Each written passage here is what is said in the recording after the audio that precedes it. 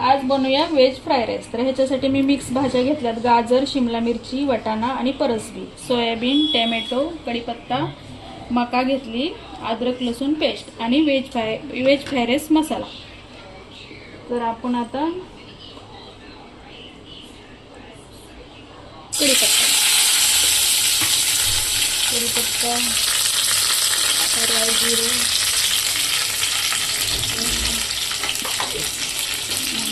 अद्रक लसूण paste,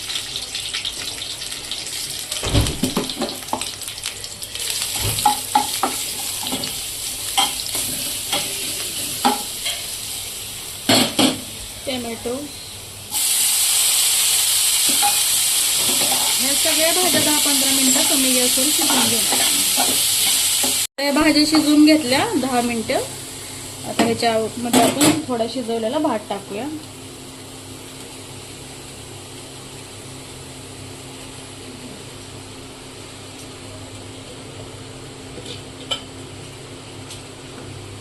soybean आणि व्हेज फ्राय राईस मसाला।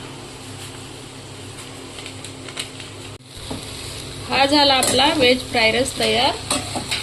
व्हिडिओ आवडल्यास लाईक सबस्क्राईब करा। धन्यवाद।